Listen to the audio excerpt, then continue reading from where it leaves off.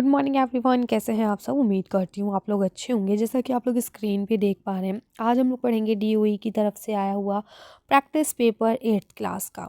ठीक है, ये उर्दू 1 का है, यानी उर्दू ए जिसे हम कहते हैं। ठीक है, 24-25 का है। देखिए, आपके सैम्पल क्वेश्चन पेपर नहीं आए हैं, ठीक है, इसलिए इस बार सीबीएसई ने आपको प्रैक्टिस क्वेश्चन पेपर भेजे हैं। तो हम लोग इसे अच्छे से डिस्कस करेंगे। इससे आपको एक फ़ायदा ये होगा कि आपको पता चल जाएगा कि कौन से क्वेश्चन में आपको ऑप्शन मिलने वाले हैं, कौन से क्वेश्चन में ऑप्शन नहीं मिलेंगे, है ना। सवालात कैसे रहेंगे, ऐसे एप्लीकेशन आएंगी नहीं आएंगी, तो ये सारी चीज़ें इससे क्लियर हो जाती हैं, है ना, कि पैटर्न क्या है हमारे पेपर का।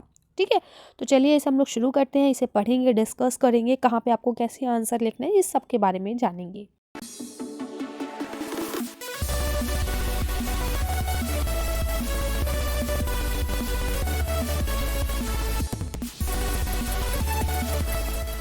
अब ये देखिए, डीओई की तरफ से आया हुआ है, 8th क्लास का है। आपको पता है कि भाई 8th, 9th और 10th 3 के प्रैक्टिस पेपर आए हैं। ठीक है, और बोर्ड की तरफ से आपका सैम्पल क्वेश्चन पेपर जो आया है वो 10th और 12th क्लास का आया है। ठीक है, तो इसमें 6th और 7th का और 11th का इस क्लास के नहीं आए हैं। ठीक है, तो इन क्लास के जो स्टूडेंट्स हैं उनसे रिक्वेस्ट यही है कि बेटा आप लोग जो है प्रीवियस क्वेश्चन देखें, जो कि हमारी प्लेलिस्ट में ऐड है। ठीक है, चलिए अब देखिए, यहाँ आप देख पा रहे हैं ये आपका 2.5 घंटे का पेपर रहेगा, क्योंकि 8th क्लास है और 60 नंबर का रहेगा। ठीक है, यहाँ पे आपको कुछ हिदायत दी गई है, जैसे सभी सवाल करना लाजमी है, यानी आप लोग सारे सवाल को देंगे जवाब। ठीक है, हर सवाल के सामने उसके नंबर है, और आपको तहरीर करते वक्त जब आप अपना आंसर लिखेंगे उस वक्त आपको सफाई का ध्यान रखना है ना, कि आपकी राइटिंग अच्छी हो, कट्टा पिट्टी आप ना मचाएं।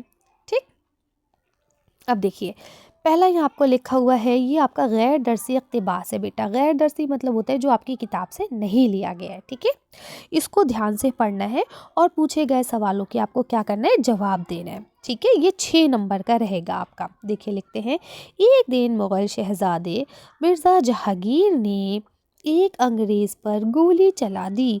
सज़ा के तौर पर अंग्रेज़ों ने शहज़ादे को इलाहाबाद में कैद कर दिया। बेचारा बादशाह कुछ ना कर सका। ये ज़माना 19वीं सदी के शुरू का था। उस वक्त अकबर शाह सानी हुक्मरान थे। जब मिर्ज़ा जहांगीर कैद से रिहा होकर दिल्ली आए तो उनके वालिदा ने बड़ी धूमधाम से महरौली में मशहूर बुजुर्गान दीन है ख्वाजा बख्तियार काकी रहमतुल्लाह अलैह की मज़ार पर फूलों की चादर चढ़ाई। ठीक है, तो बेटा ये मन्नत मानी जाती थी कि भाई आप अल्लाह पाक से दुआ कीजिए कि हमारा ये काम हो जाए, तो फिर हम फूल की चादर चढ़ाएंगे। तो ये मन्नतें हुआ करती थी। आजकल तो लोग इस पे बिलीव नहीं करते हैं, लेकिन खैर इसमें तो सबका अपना अपना पर्सनल मामला है, करें ना करें, लेकिन ये पहले ज़माने में लोग करते थे। ठीक है, क्योंकि भाई वो हमसे आला है, हमसे ज़्यादा अल्लाह के अज़ीज़ है ना, बुजुर्गान दीन है, तो इसलिए ये किया जाता था। अब देखिए, यहाँ लिखा है, अंग्रेज़ पर गोली किसने चलाई? तो आपने पढ़ा अभी कि मुग़ल शहज़ादे मिर्ज़ा जहांगीर ने, तो किसने चलाई है? मिर्ज़ा जहांगीर ने। ठीक है, अगला सवाल देखिए, यहाँ लिखा है, अंग्रेज़ों ने शहज़ादे को कहाँ कैद किया था? तो अभी आप पढ़ के आए हैं, इलाहाबाद में। अगला लिखा है, जहांगीर की वालिदा ने किसके मज़ार पर फूलों की चादर चढ़ाई थी? तो ख्वाजा बख्तियार काकी रहमतुल्लाह अलैह की। ठीक है, तो 3 सवाल थे आपके 2-2 नंबर के। अब अगला सवाल देखिए, यहाँ लिखा हुआ है, दर्जा ज़ेर गैर दरसी शेरी इक़्तिबास। ठीक है, ये आपका शेर है, इसे पढ़ना है, इसको, ये आपकी नज़्म दी गई है, आपको कुछ अशार है, इसे आपको पढ़ना है और जवाब देना है। ठीक है, यहाँ लिखते हैं, आया है बहार का ज़माना, बागों के निखार का ज़माना, कलियाँ क्या क्या चटक रही हैं, सारी रविशें महक रही हैं, चिड़िया गाती है गीत प्यारे, सुनते हैं फूल चमन सारे। तो यहाँ पे भी 3 सवाल होंगे 2-2 नंबर के। अब देखिए, लिखा है, किसका ज़माना आया है? तो बहार का। बागों में क्या चटक रही है? तो बागों में क्या चटक रही हैं? कलियाँ। ठीक है, यहाँ देखिए, यहाँ लिखा है ना, ये देखिए, कलियाँ क्या क्या चटक रही हैं। ठीक है, अब यहाँ देखिए, लिखते हैं, चमन के फूल क्या सुनते हैं? ठीक है, तो क्या सुनाते हैं? गीत प्यारे। यहाँ अभी आपने पढ़ा है। ठीक है, एक मिनट, चमन के फूल क्या सुनते हैं? तो क्या सुनते हैं? चमन के फूल गीत प्यारे। कौन गाता है? वो चिड़िया गाती है ना। तो यहाँ से देखिए ये लिखा है गीत प्यारे। अब यहाँ आपको ये दरसी इक़्तिबास दिया गया, यानी आपकी किताब से लिया गया। ठीक है। उत्तर प्रदेश की राजधानी लखनऊ में गोमती नदी के किनारे एक हरा भरा पार्क है जिसे हज़रत महल पार्क कहा जाता है। अंग्रेज़ों ने इस मुकाम को अपनी फतह की यादगार करार देते हुए विक्टोरिया पार्क कहा था, और जिससे संगमरमर के गुंबद के नीचे अवध के सल्तनत का तेग नसीब है। एक ज़माने में इंग्लिस्तान की मलका विक्टोरिया का एक हसीन मुजस्सिमा लगा हुआ था। ठीक है, मुजस्सिमा यानी मूरत। ओके, अब आगे आ जाइए। देखिए फिर से सवाल आपके, उत्तर प्रदेश की राजधानी क्या थी? तो क्या है, क्या थी, दोनों बातें ठीक है, लखनऊ ही है। ठीक है। किस नदी के किनारे पार्क बना हुआ है? तो भी आपने पढ़ा, ये आपकी गोमती नदी है लखनऊ में। ठीक है। विक्टोरिया पार्क को क्या कहा जाता है? बेगम हजरत महल का पार्क कहा जाता है। ठीक है। तो ये भी आपके 6 नंबर का था। तो अगर आपने देखिए इसे, आपको अगर सिर्फ उर्दू पढ़नी ही आती है ना, अगर आप अच्छे से उर्दू की रीडिंग कर पाते हैं तो पहले क्वेश्चन के 6 नंबर, दूसरे क्वेश्चन के 6 नंबर, तीसरे क्वेश्चन के 6 नंबर और चौथे क्वेश्चन के 6 नंबर, यानी 6 चौक 24 नंबर आपके पक्के हैं। इसमें कुछ नहीं करना, बस आपको पढ़ के जवाब देना है ना। सब कुछ पेपर में ही लिखा हुआ है। तो 60 में से 24 नंबर, ऑलमोस्ट 50% नंबर आपके सिक्योर हो जाएंगे, है ना, क्योंकि 30 नंबर पे आपके 50% होगा। तो 6 ही नंबर तो यहाँ कम है अभी। ठीक है, चलिए आगे चलते हैं। अब आपका ये चौथा क्वेश्चन है, ये फिर 6 नंबर का है। कुछ नहीं करना, मतलब सिर्फ आपको पढ़ना है और जवाब लिखना है। ठीक है, ये भी आपका दरसी इक़्तिबास है। तो देखिए क्या लिखा है। जिस तरह बाग के फूलों को चमन प्यारा है, बन में जो खिलती है कलियां उन्हें बन प्यारा है, यूं ही शबनम को भी अपना ही वतन प्यारा है। कहकशां रोज़ बुलाकर उसे बहकाती है, पर ये दामन में ज़मीन के ही सुकून पाती है। ठीक है। अब देखिए यहाँ लिखा है दर्ज बाला जो शेरी इक़्तिबास है ये किस नज़्म से लिया गया है? तो देखिए इस इक़्तिबास को पढ़कर जहाँ तक मुझे अंदाज़ा होता है कि ये शबनम से लिया गया होगा।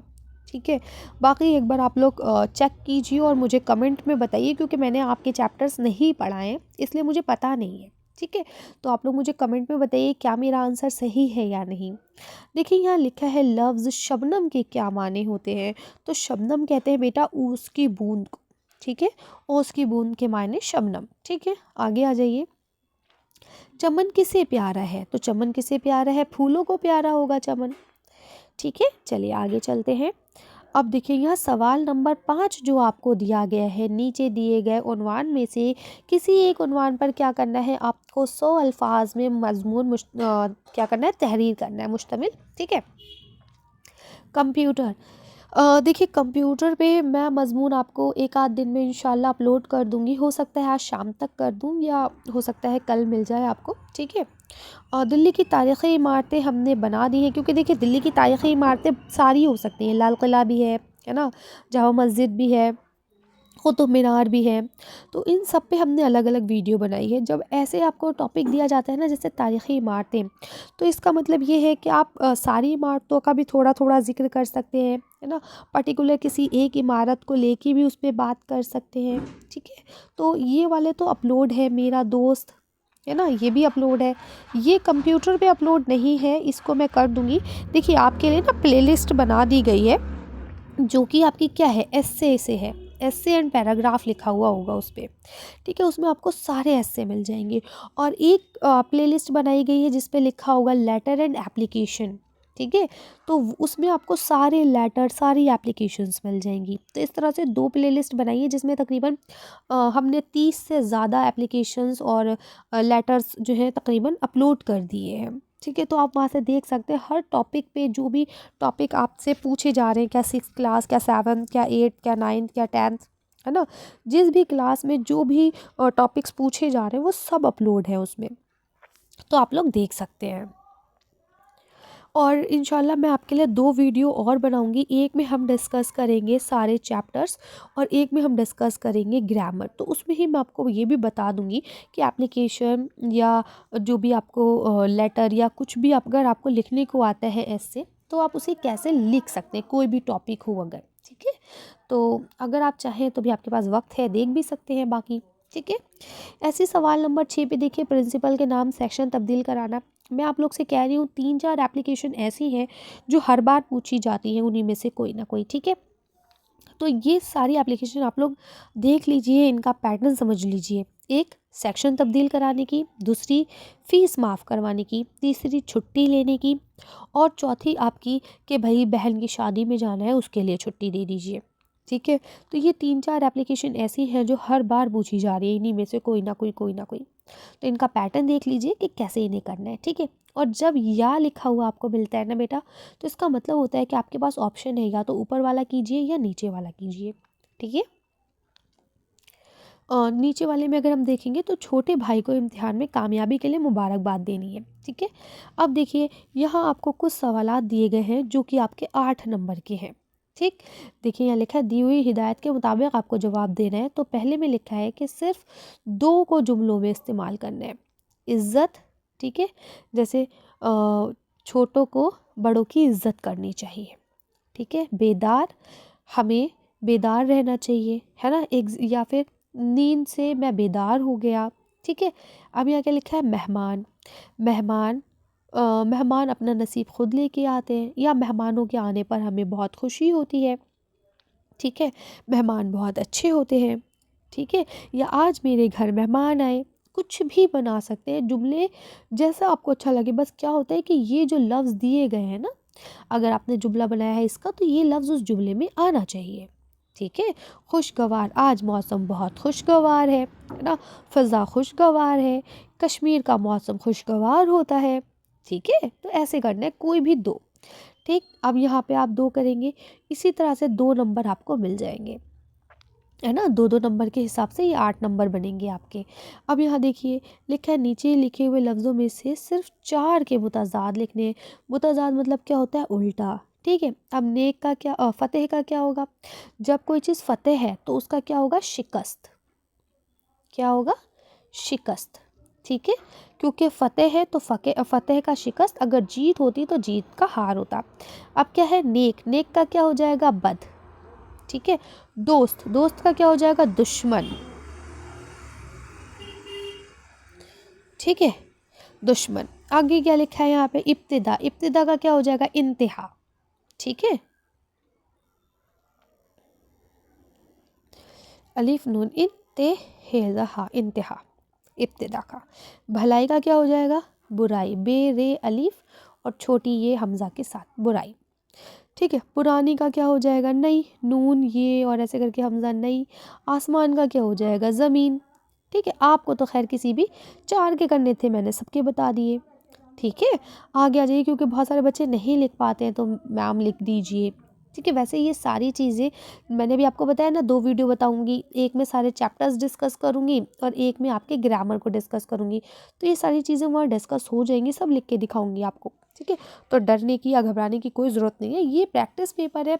यहाँ पे आप खुद से प्रैक्टिस करके देखिए कि आपको कितनी चीज़ें आती हैं, ठीक है। तो यहाँ पे 2 जो होंगे वो 1 नंबर के होंगे, 2 1 नंबर के, यानी यहाँ पे भी टोटल आपको 2 ही नंबर मिलने वाले हैं। आधे आधे नंबर के होंगे यहाँ पे, है ना। 4 है, चारों आधे आधे नंबर के होंगे। अब अगला सवाल देखिए, लिखा है वाहिद बनाने हैं। वाहिद में सिर्फ मतलब 4 के जमा बनाने हैं। तो यहाँ कितने दिए गए हैं आपको, 6 दिए गए हैं तकरीबन, है ना। कौम, कौम का क्या हो जाएगा, कौमे, ऐसे करके मीम ये और नून गुन्ना, कौमे, है ना। ऐसे देखिए ये क्या लिखा हुआ है आपका, खिदमत, तो क्या हो जाएगा, खिदमात, ठीक है। तजुर्बा, तो क्या हो जाएगा, तजुर्बे, बे के साथ ऐसी बड़ी है, तजुर्बे, है ना। लहर, लहर का क्या हो जाएगा, लहरें, ये ऐसे करके ये के साथ नून गुन्ना, ठीक है। ये क्या लिखा है, देखिए आपका परी, परियां, ठीक है। परियां कैसे लिखा जाएगा, पे रे पर, ये अली ज़बर या और नून गुन्ना, परियां। ख्याल, ख्याल का क्या हो जाएगा, ख्यालात, ठीक है। तो इस तरह से आप लोग लिख सकते हैं। हाँ, थोड़ी सी राइटिंग साफ़ नहीं आ रही है ना, लिखने में थोड़ी प्रॉब्लम हो ही जाती है उर्दू।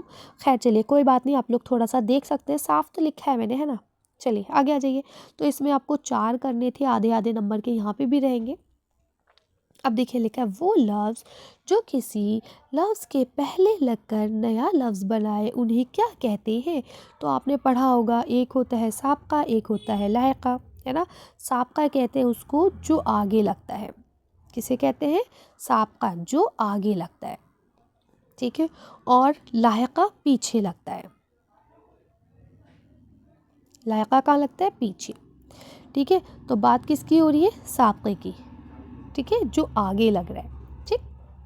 जैसे बा अदब, है ना, या बे अदब, ठीक है? तो ये जो आगे लगे हैं ये क्या है? ये साबका है, ठीक है? आगे आ जाइए।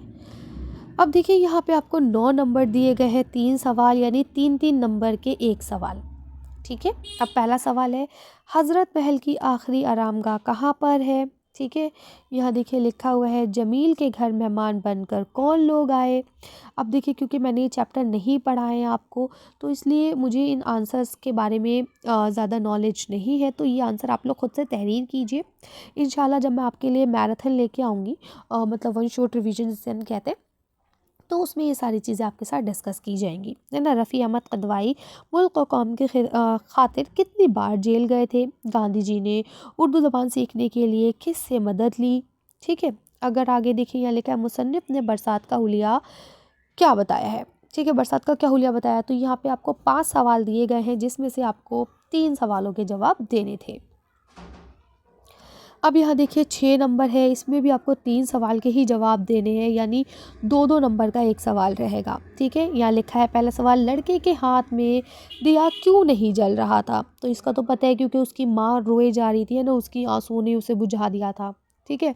अगला सवाल देखिए लिखा है, रात के दिल में घाव लगने से क्या मुराद है? ठीक है? अगला सवाल, शबनम और गौहर का आपस में क्या ताल्लुक़ है? अगला लिखा है, नज़्म ये है मेरा हिंदुस्तान के शायर का नाम क्या है? तो देखिए यहाँ पे आपको ये ऑप्शन में मिला है, लेकिन बेहतर है अगर आप जो भी आपके चैप्टर हैं उनके शायर का नाम याद कर लें, अदीब का नाम याद कर लें, तो ठीक है।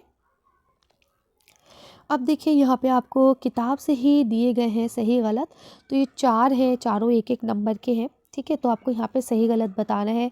जैसा कि मैं आपको बता रही हूँ कि मुझे आपके चैप्टर्स की कोई नॉलेज नहीं है, मैंने नहीं पढ़ा है, तो इसलिए मुझे नहीं पता है, ठीक है? फिर भी मैं आपको पढ़ के सुना देती हूँ, आप लोग मुझे बताइएगा कि सही है या गलत है। आप ये ऐसे लिख सकते हैं, नंबर 1 सही है या गलत है, ठीक है? नंबर 2 ठीक है, सही है या गलत है, जो भी है आप ऐसे करके मुझे कमेंट कर सकते हैं, जिससे दूसरे बच्चों की भी हेल्प हो जाएगी, है ना? सही है या गलत है, जो भी हो, बस सिर्फ आप वही वाला निशान लगाइएगा, ठीक है? देखिए यहाँ लिखा है, के.एल. सहगल की पहली फिल्म का नाम माँ के आंसू था, ठीक है? अब बताइए सहगल की पहली पिक्चर का क्या नाम था? लिखते हैं, हीरो के रोल के लिए मुनासिब किरदार मौजूद था, ठीक है? यहाँ लिखा है, के.एल. सहगल बहुत अच्छा गाते थे। के.एल. सहगल एक तंदुरुस्त जिस्म के मालिक थे। तो अब यहाँ पे आपके 4 सवाल हैं, बताइए कौन सा ऑप्शन सही है, कौन सा गलत है? यहाँ पे जो भी सही हो उसके आगे सही लगा दीजिएगा, जो गलत हो उसके आगे गलत लगा दीजिएगा और कमेंट में बताइएगा, ठीक है? तो इस तरह से ये आपका प्रैक्टिस पेपर था। अब आप मुझे बताइए कि इस प्रैक्टिस पेपर में से कितना आपको आता था और कितना आपको अभी पढ़ने की ज़रूरत है, ठीक है? उम्मीद करती हूँ आप लोग को ये चीज़ें अच्छे से क्लियर हो गई होंगी। कोई डाउट हो, कोई कन्फ्यूजन हो तो आप लोग मुझसे पूछ सकते हैं। मिलते हैं नेक्स्ट वीडियो में। Thank you for watching.